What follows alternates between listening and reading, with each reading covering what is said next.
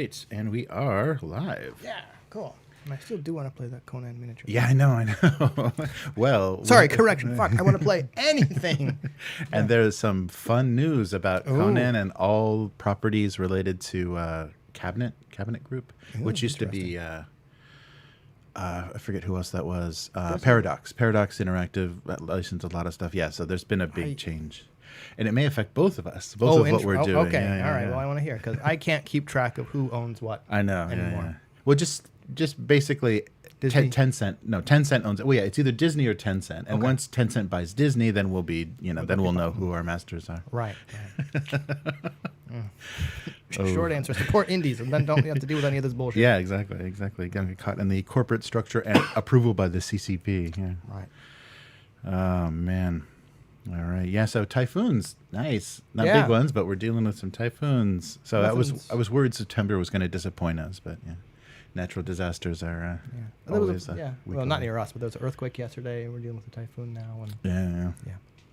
Always fun. Just in time to ruin our 3-day weekend. Oh right, just in time. For those of us who have a corporate job, I mean, yeah. Evacuation notices and flood warnings. Yeah. All right. Oh, cool. Let me check how the chat's going. Well, thanks, everyone. Oh, nice. Whoa. Cool. Yeah. Thanks, everyone, for watching the stream. I don't know who's in there since I don't have a screen that can look at you. Yeah, right. I'm not that good at multitasking. I can barely. This is getting brutal. barely solo task. All right. So are we good? Yep. All set. All right, let's do this. Welcome to the Weekly. I'm Jeremy. I'm Chris. And this week on the Weekly, Skyraiders of Abarax for 5e, Into the Odd Remaster, SideQuest, a pressure relief for ZineQuest, and Funcom acquires Cabinet Group. So, yeah, that affects both of us, so we'll find out how that goes. All right. We should be receiving cease and desist anytime now. So let's start with the Dragonlance creators are creating a new RPG or new RPG setting using the 5e SDR. SDR. Sorry, I had to do it. All right, sorry. So Skyraiders of Abarax.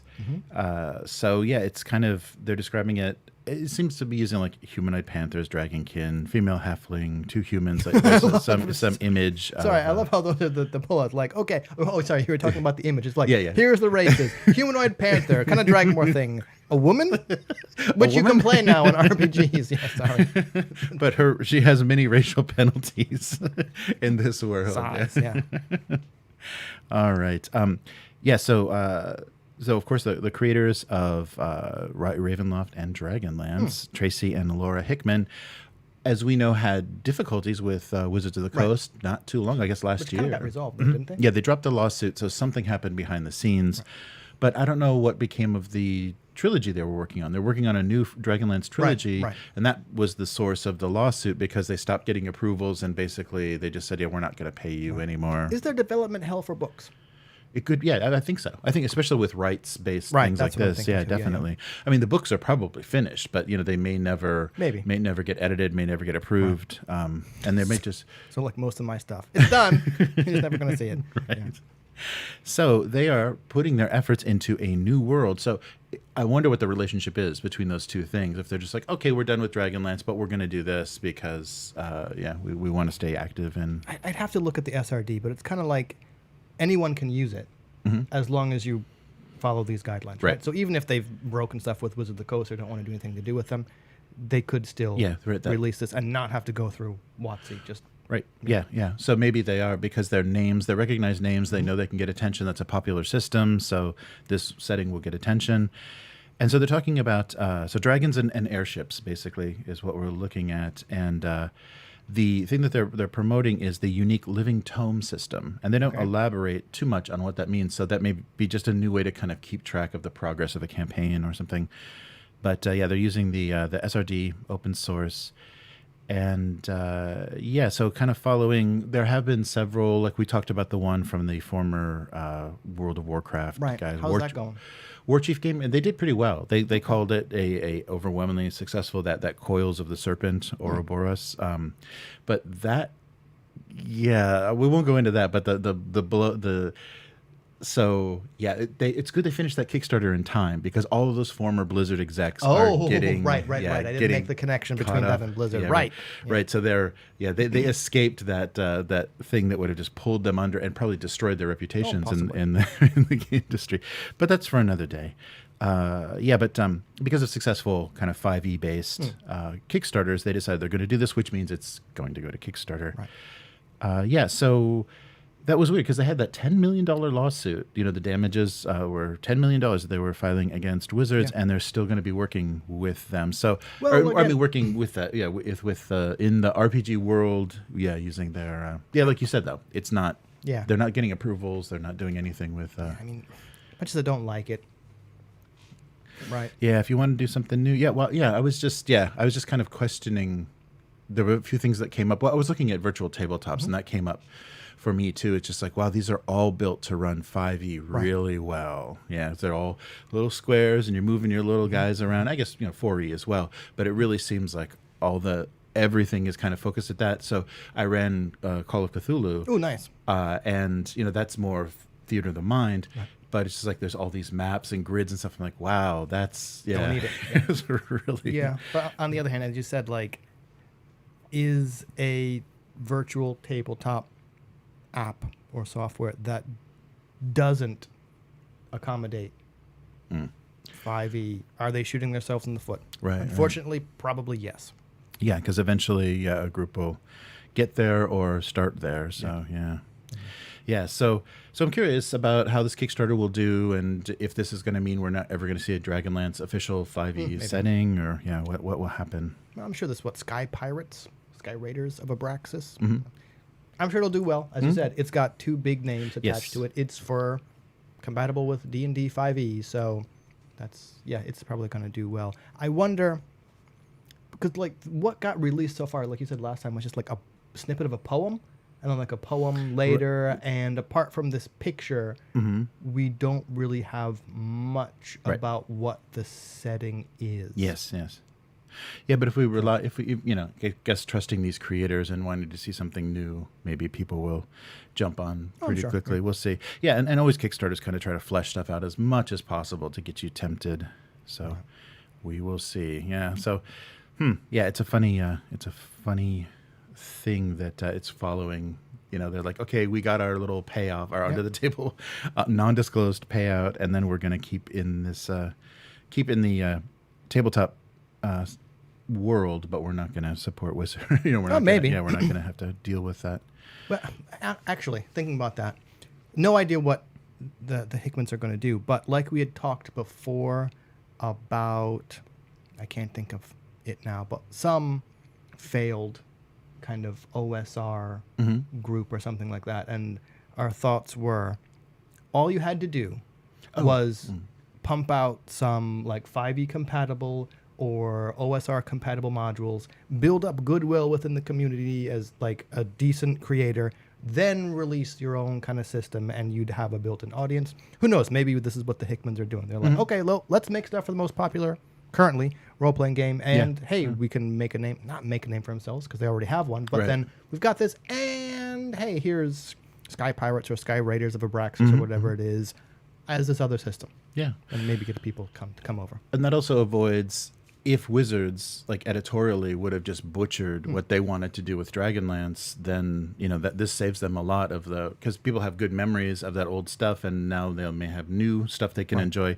and not see this weird kind of, revised version that they're not happy with and that maybe players won't be happy with. Who knows? Yeah. But speaking of remasters and new versions of things, Into the Odd is getting remastered. So that's Chris McDowall's game that he's also responsible for Electric Bastion Land. Okay, cool. Yeah. And that's a more recent thing that he's done. But this is going to be going to Kickstarter in September of 2021, and basically came from the relationship that they started when McDowall did a adventure for Forbidden Lands. Okay, So he'd been working with Free League. They were fans of Into the Odd.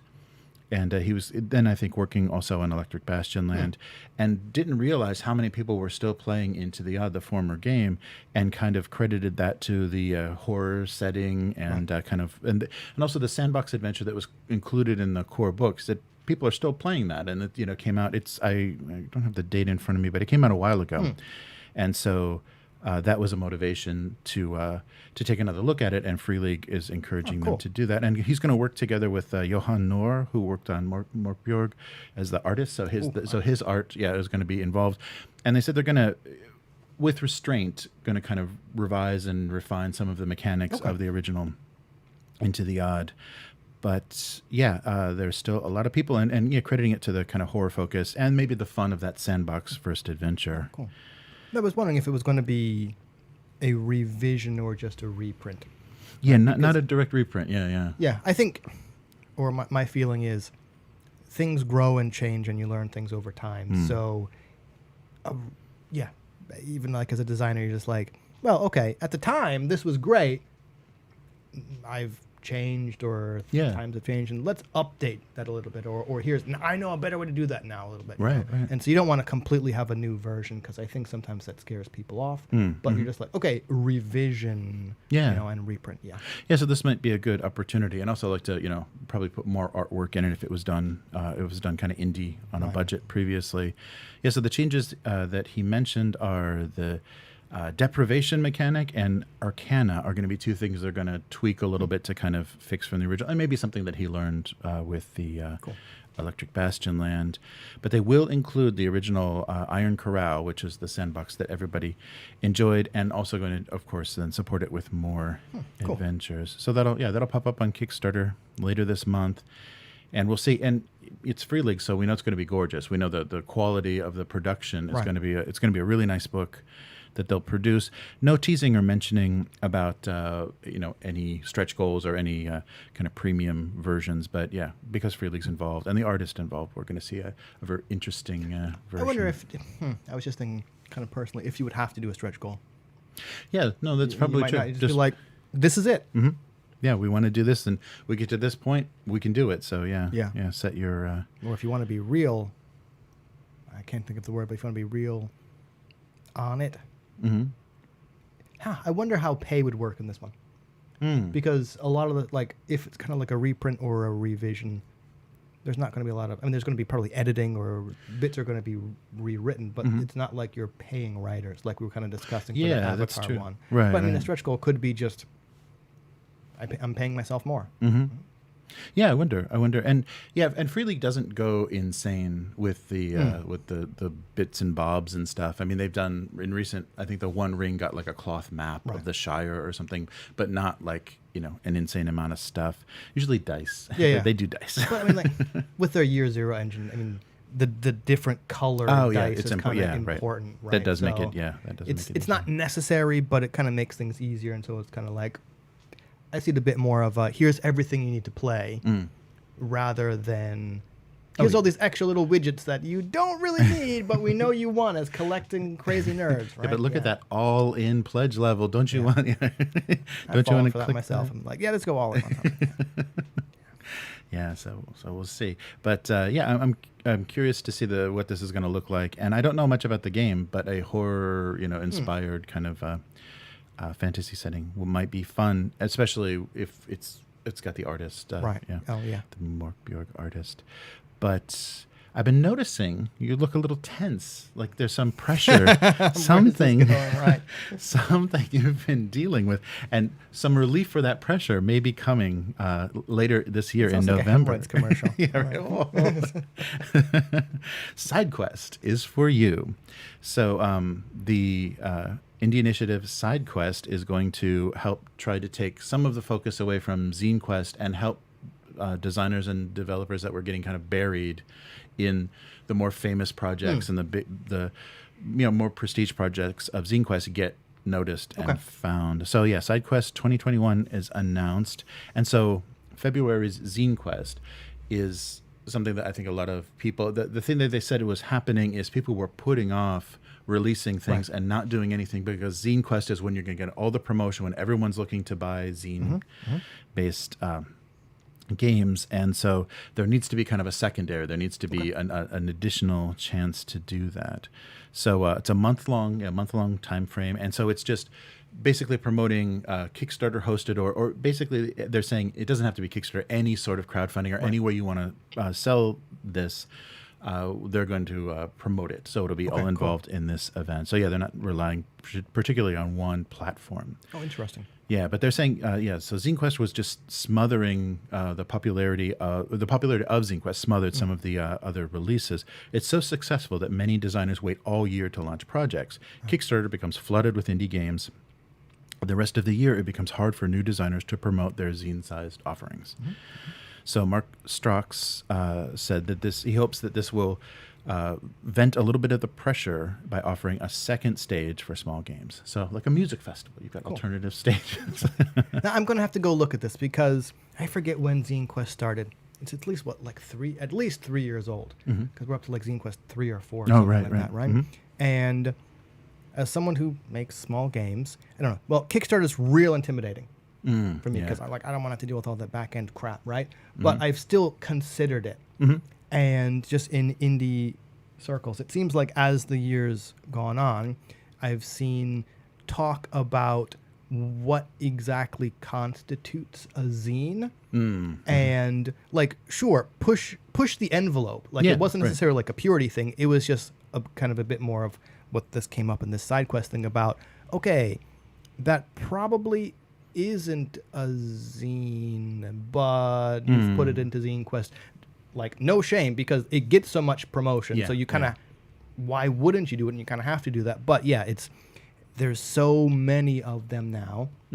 And what kind of seems like a bit more indie is kind of becoming a bit more mainstream, where it's like, hey, now we have these big names kind of jumping in, which isn't a negative, but it does bury the smaller kind of zines, which I think focus, was the intention of ZineQuest, right?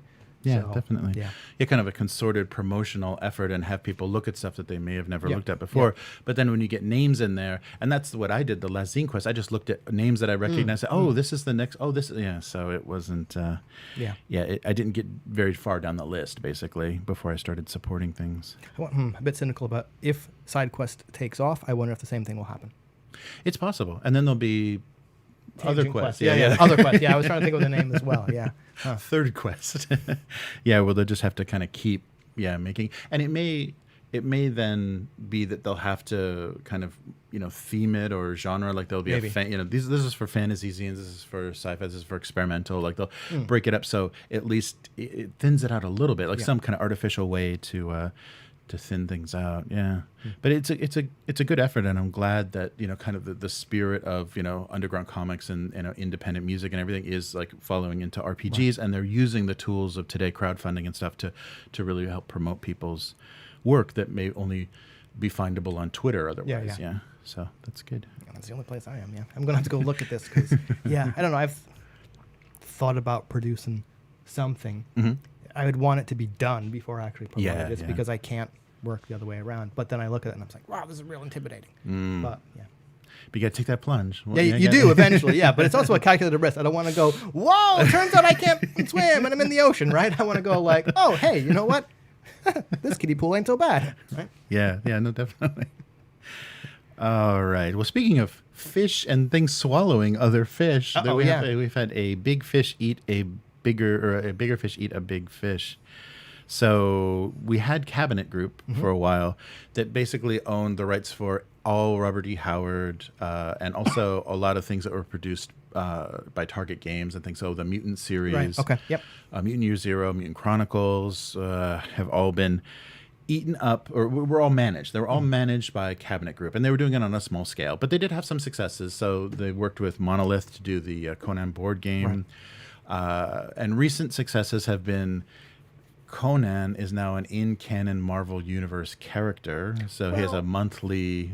He's in the Avengers now, Conan. Well, I mean, okay, like I'm not a comic book person, and I'm not like I'm not like a Robert E. Howard scholar or anything, but like I know like the Marvel Comics had Conan for a while, like back in the 80s or something like that. Yeah, they did the Savage Sword of Conan or whatever. Something like that, or even like I think there was one storyline where he was in like modern day, right? Or like modern day being like the 1980s or whatever, you know? Yeah. So, Yeah. Okay, it's not like, whoa, this is unprecedented. It's like, oh yeah, no, they've screwed around with it when they've had the rights kind of go back and forth before.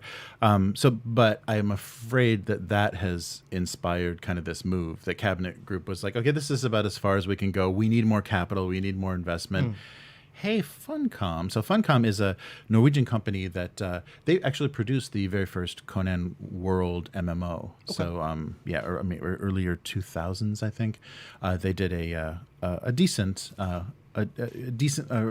appropriately savage kind of MMO, and so they were kind of trusted. I guess they'd been working with Cabinet for a while and shared some. They had several connections.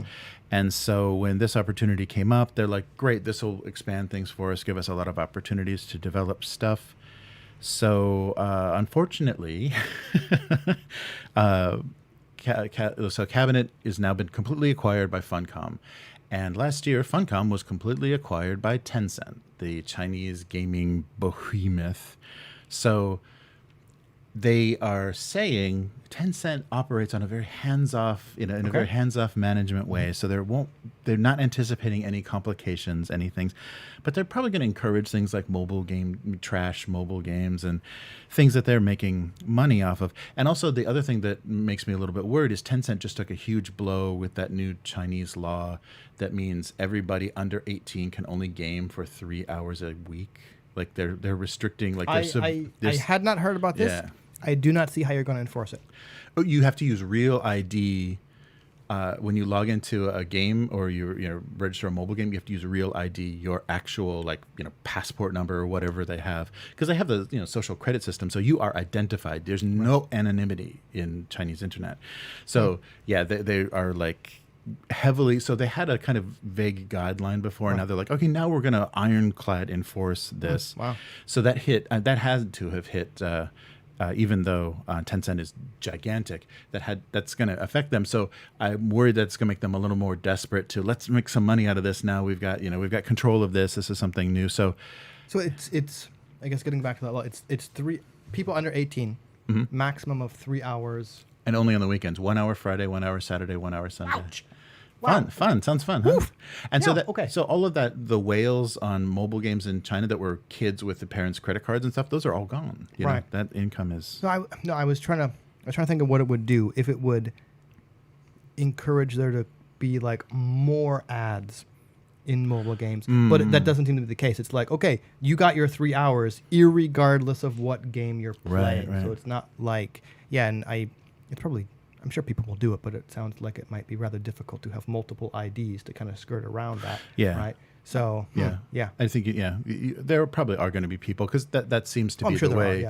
People navigating around the firewall on the great firewall with VPNs and things. But it's gonna. It's definitely going to change things. Definitely going to restrict things.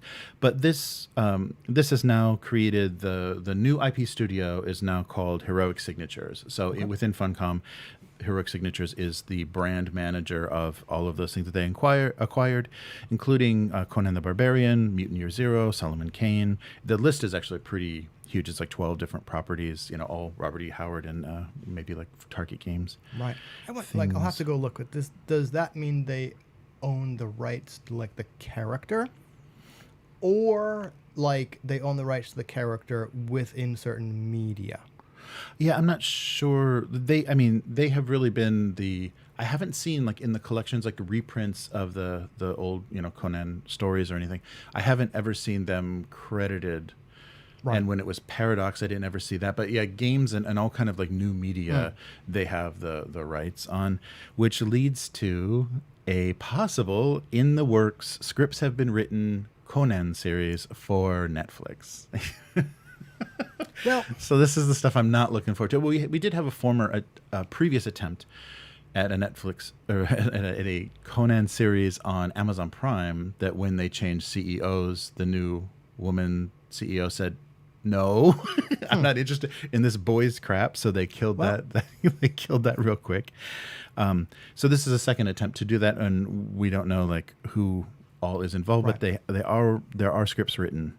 And so Friedrich Melberg, who was the co-founder and CEO of Cabinet Group, is very optimistic about this. It's really going to kind of expand the visibility of a lot of these properties and give them the ability to get into new media, which I'm afraid is just going to mean mobile games like crazy. We're going to have every Robert E. Howard character in some that would horrible. Yeah, so this is all based on the success that they've had with licensing deals with Penguin Random House, Panini, Titan Books, and Monolith. So they've done a Solomon Kane and two Conan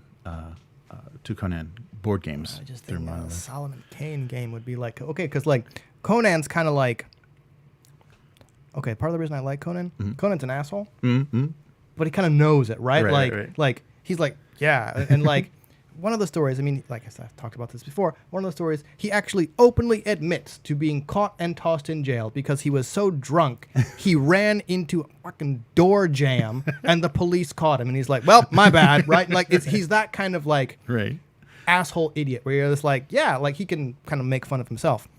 I don't think Solomon Kane is that. Solomon Kane is like some like darker, even more puritanical. Yes. What would a mobile game of that be? Well, the board game is interesting because you don't play Solomon Kane. Okay, good. You play the virtues. And so he's in these situations, and you have to like kind of use different resources and be like, no, you this way. Oh, that's interesting.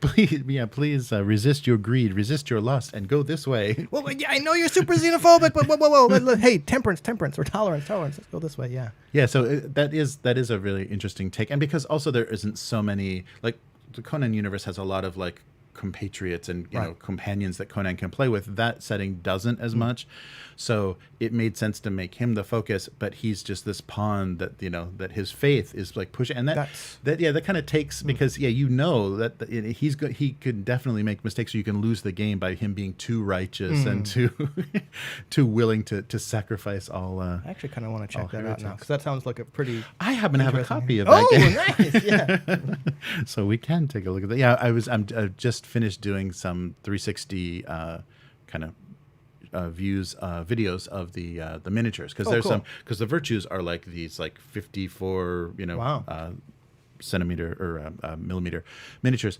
that a really nice detail, and they're doing that really rigid plastic now, so swords are straight and halos are not crooked. You don't have to like bend it back like WizKids pre-painted junk. Right. Sorry, stuff.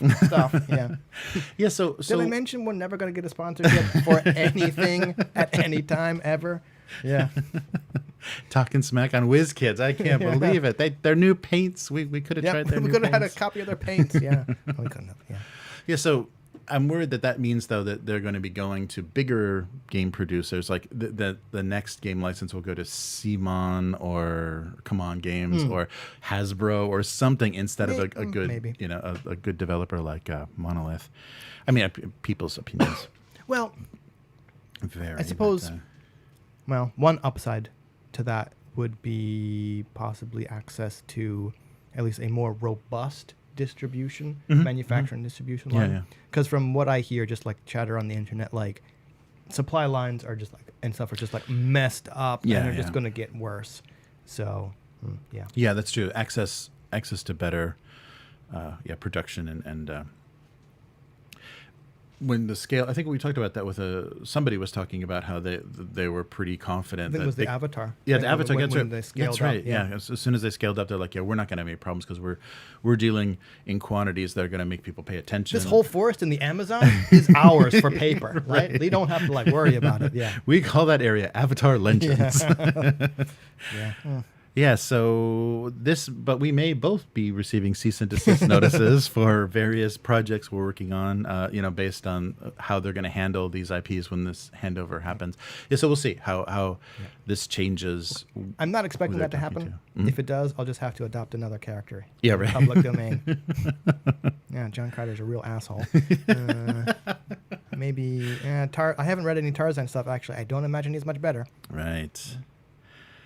Yeah, so we'll see. see. I don't know. That it sounds like real bad news for me. Anytime I hear Tencent, and they literally have their tendrils in everything. I think I forget what the number is, but at least like half of the American gaming industry is partially owned by Tencent. Do you think we're going to see? I guess getting a bit off topic. I'm still gaming related. Do you think we're going to see some kind of like bubble burst eventually? It depends on the Chinese economy. Yeah, if the Chinese economy goes down, I think we're going to see board games. Once people they didn't learn their lesson from COVID, so they're not going to start domestic production. And in fact, companies like Games Workshop are leaning into Chinese production. Right. All of the books that they're doing now, the ridiculous softcover, like overpriced, like I think they're almost $70 in Japan. GW. Yeah, but they're produced in China now, so I could justify when I saw that Great Britain. When I saw that, I was like, okay, well at least we know that it's produced domestically, locally, and who's employed at these print companies, and now we don't even know what it's CNC in China or whatever that is, and so they're moving. That's the direction they're moving. The only thing that might be the bright side of that is we can just get scalpers and things from China will send directly, so we can get around this ridiculous idiot tax that Games Workshop is putting on Japan, and just order stuff directly from China because Chinese eBayers are very aggressive. So just thinking about how mobile gaming is going to, or online gaming is going to be capped. I wonder what, if any, effect that will have on other types of gaming. Right. Yeah, I don't know the situation with game cafes or anything, or what the board game, because the last research I did, remember we were talking about the Chinese translation of Shadow of the Demon Lord. They haven't had a new version of Dungeons and Dragons for a while. There've just been only unofficial translations and support in China. So I didn't hear anything really robust about the tabletop scene, but that would be great. If it would be just kind of interesting, at least, where it's like, okay, online game is capped. What else are we going to do? And then kind of this is armchair quarterback, and kind of at the wrong time, what with not really being able to meet in person to play board games or card games or other kind of stuff like that. But let's hope the pandemic ends. And when it does, right? Okay, well, what are we going to do instead? We could play these other types of games. And like you were talking about, okay, people excited for that Chinese translation of Shadow of the Demon Lord.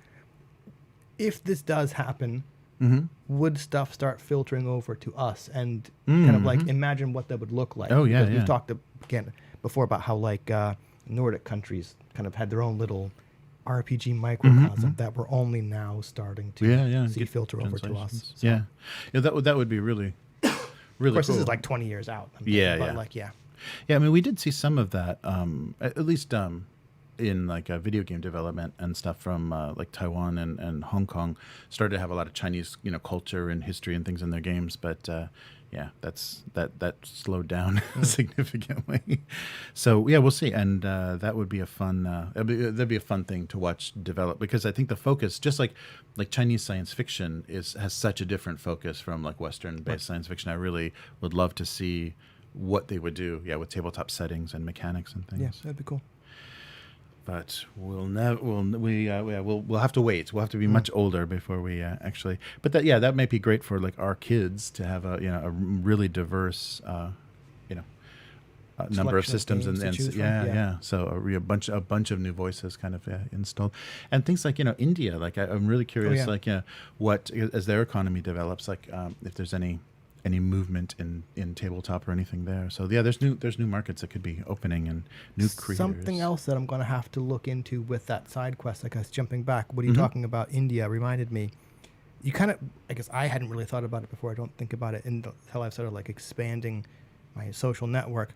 Certain countries just can't use Kickstarter.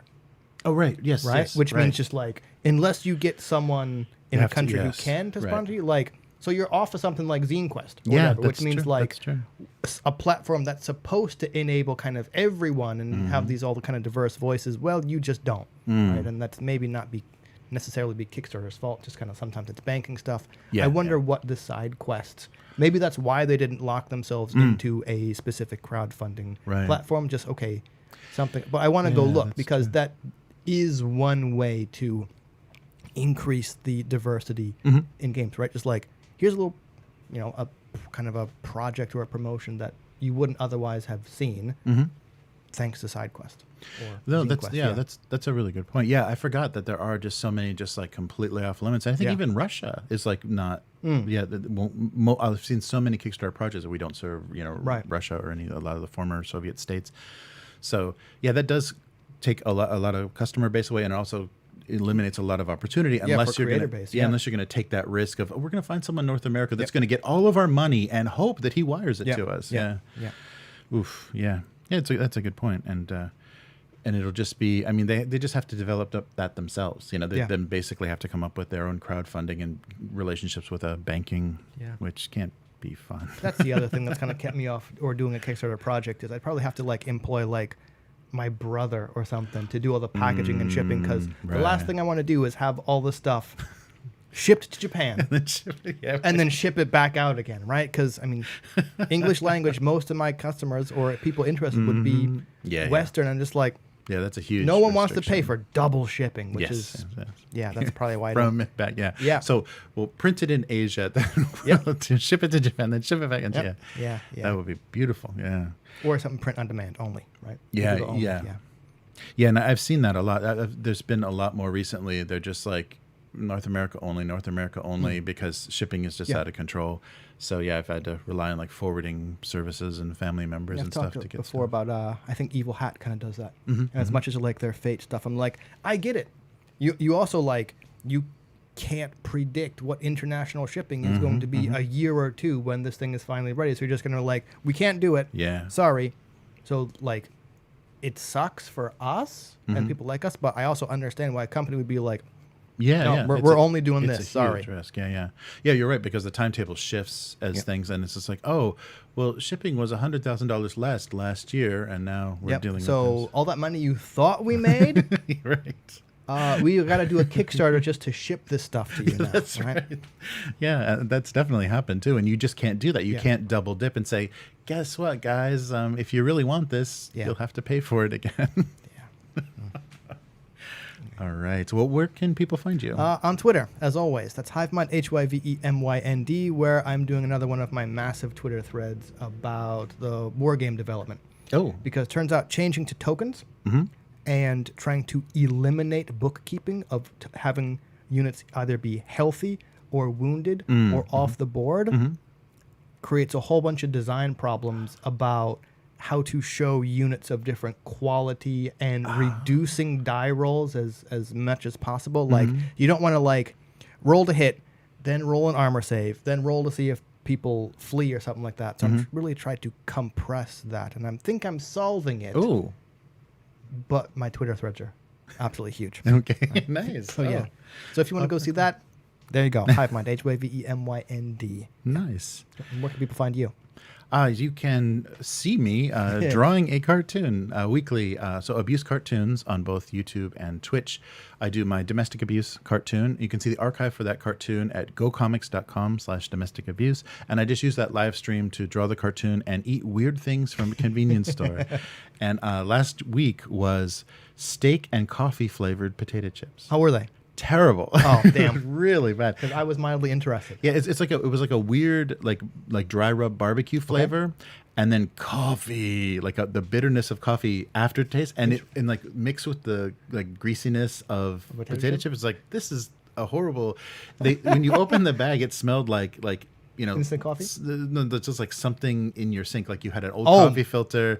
You had the previous night's dinner, an old coffee filter, and a bunch of stuff. I was just like, whoa, okay, this is not going to be good. Yikes. I was going to say, getting my lunch on the way over. Japan has no room to complain about other countries' foods when a hot dog bun filled with fried noodles passes for a sandwich here, right? The yakisoba sandwich is okay, it's fine. You just have no room to talk about other countries' foods. Right. Yeah. It's like a spaghetti burger. Yeah. Yeah, exactly. Yeah. So that happens. That happens every week, and I try to find the weirdest stuff possible to try that doesn't make me physically sick on the weirdest stuff. That's I would still consider eating, and it's still food. Yeah. Right. Yeah. So check that out. abusecartoons.com. And if you'd like to support this live stream and podcast, please consider going to Upturned Table. We've got all of our content on there, including a way to subscribe to the podcast version of this, a way to see it both on Twitch and YouTube. And so if you subscribe to this YouTube channel, you'll be able to see it, get notifications, and see when we're live. The archives of everything go up there. And if you'd like to support what we're doing and become a weekling, please visit patreon.com/upturnedtable. Just don't tell Conan, because Conan absolutely despises weaklings. That's right.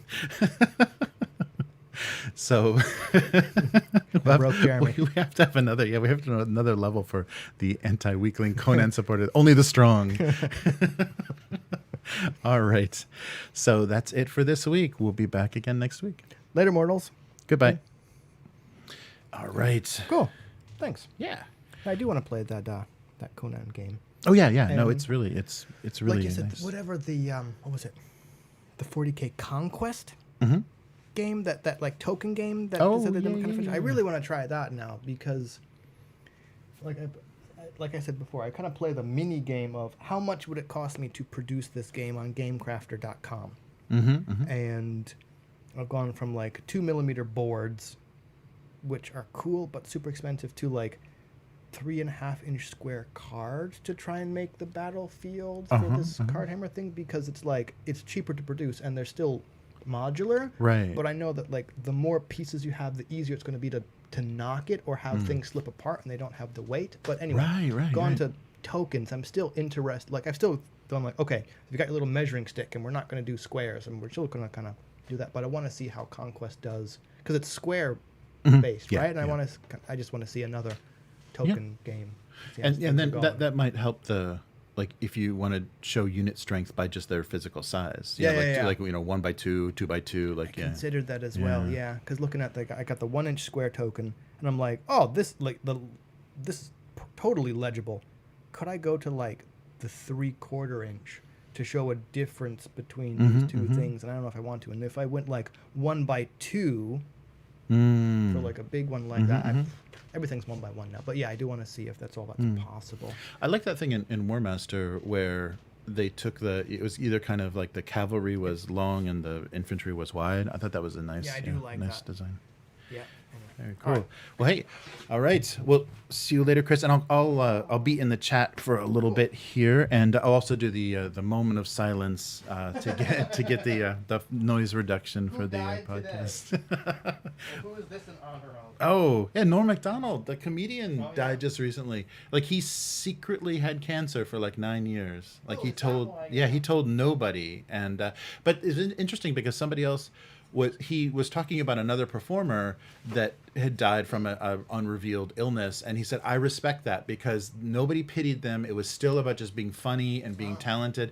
The focus was never taken away from the comedy, and he did that exact same thing with his life. So that was really interesting to hear. I can see that angle, and now that someone's kind of social media going of like, what's up with guys just not telling people they're kind of sick? Like, Yeah. I kind of see both sides of that. Yeah, it's definitely. And in this kind of day and age, I mean, people look for opportunities to say, I'm being struck by this horrible thing out of my control. Please give me more attention. So yeah, I don't know. There's that, but I guess on the flip side, it's going to be like, yes, I have this.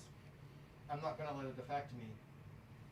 To inspire other people to kind of do it or come forward to kind of normalize talking about a lot of people are sick and they're kind of Yeah, that's a good point.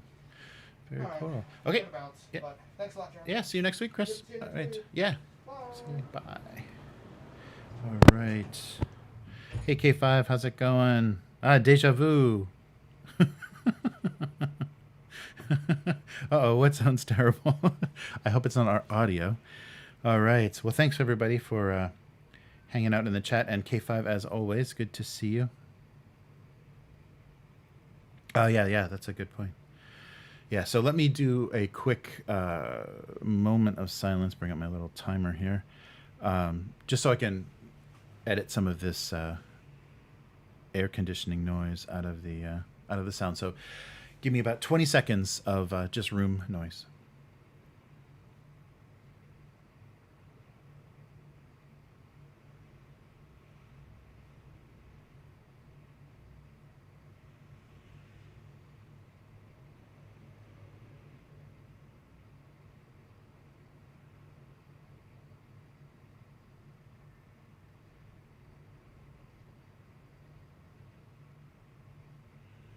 There we go. All right. Oh, the chips. Oh, yeah. The chips were terrible. Yeah, that was a really... Yeah, sometimes Japan does that. They do really weird... Well, I've got an interesting set of soda coming out. So if you know the Nissin cup noodle, they're doing a series of 3 or 4 of their most popular flavors. So there's going to be a curry cola, a seafood... like cream soda kind of thing. They're going to take each one of their flavors and try to make a type of drink with it. And the label is going to look like a cup noodle, like the cup noodle label. So I'm sure those will show up on the Abuse Cartoons live stream. They look horrible. And I can't imagine what curry cola tastes like. I can't be any worse than that craft cola that I had that was like a nutmeg garlic nightmare. All right. But yeah, so I thought I would just stick around for a little bit. Yeah. Coffee and steak. Yeah, that shows up in a lot of desserts and things here. They'll take like savory foods and just try to make a dessert flavor out of them. So it's a little bit bizarre. But yeah, thanks everyone for stopping by on the live stream. Yeah, and I thought I might even start the live stream a little early before Chris can get here and try to do some quick solo stuff, and then we can have the discussion, and then that discussion part will become the podcast. So that may be a little bit of a format change that'll give me an opportunity to put more content into the live stream, make the live stream a little more full. So I'll figure out another camera angle I can use. And then when Chris gets here, then we'll kind of we'll do the topics and the kind of the weekly news. But I'll think of something that can happen to start the live stream a little bit earlier and make it a little longer, because we're only doing about an hour every week. So if I can stretch that a little bit, I think that might help. And then actually could turn it into 2 podcasts, 2 audio podcasts. All right. Oh, and the 4th episode, for anybody watching that does enjoy the Mutant Chronicles content on Upturned Table, the 4th episode, or the 4th part of the audio fiction from Dark Eden, is going up this weekend. So that means all 4 of the tribes of Old Earth, the fiction that was in that original Warzone Dark Eden book, source book, we did in a dramatic kind of music and sound effects audio production of those. So those are available right now only on the Patreon. So the Upturned Table Patreon, you can get access to those, but eventually they'll get released somehow. But if you want to hear how that went now, and it's nice because they're interconnected, so you kind of see the clash between the different tribes, and it gives you, better than just the description in their kind of history and background, it gives you a direct example of like the belief system and how they each one of them functions, and they're each kind of a perversion of either religion or militarism or the aristocracy of Old Earth. So I think it works really well to give you that flavor. Oh, good. Oh, that's right. Yeah, you mentioned that. Yeah, apple cider donut Oreos. Yeah, I mean, I think the U.S. just like kind of doubles down on like combinations of sweet, crazy flavors. They're not so like bizarrely experimental, and a lot of those like snack food experimental flavors in Japan just fail. Like you'll just see them sitting on a shelf, and then you'll see them discounted, and then you'll never see them again. And food's really trendy here too, so it cycles out pretty fast. So if you find something you really like that was a new flavor they developed, you may never see it again. They often just disappear because the kind of limited edition, limited quantities make people buy stuff here, as they do in a lot of situations. Well, very cool. All right. So hopefully, we'll get to play some Conan board games sometime soon when we can start getting together again. The restrictions got really high. They're going to continue through October in Japan, so it's keeping the physical board games on the shelves still. But hopefully we can do that and do some live streams of some board games. I got to figure out how to set that up. I got to get a camera overhead and then get us all mic'd if we're going to play a board game. So we'll see if I can pull that off. All right. So thanks everyone for watching, and we will return next week at this same time with more topics. Cool. Yeah. Me too. I love when you see new stuff, and that does really inspire. And here it's very seasonal too. They'll really try, just like Starbucks does their pumpkin lattes and stuff in the fall. They really try to make it seasonal here, and it happens, kind of like fashion. It happens a little bit early. So in the end of winter, you're having spring drinks, and the end of spring, you're having like the summer flavors to kind of get you excited for the change in season and stuff. Yeah, very seasonal. This country the culture is like very seasonally based. They love their 4 seasons. So it's really built in. It's funny because a lot of places in the US have a very skewed their seasonal schedule, like Southern California, or if you're up close to Canada, you've got a much smaller summer. So very different. All right. Well, everyone, thanks for watching, and we'll do this again. And I'll think about what I can do to kind of start off the live stream with a little bit more content, and maybe just like kind of talking about or reviewing stuff might be good. Like if there's something that came up in the news, taking a look at that might be interesting at the beginning. But just try to go a little bit beyond the bounds of Chris's lunchtime, because that's our big restricting factor right now. All right. So take care, everyone, and see you soon. And stop by for my cartoon stream, I'd Abuse Cartoons, on YouTube. And I will do this on just me on, Monday night, at North American time. So take care, everyone. See you next time. Goodbye.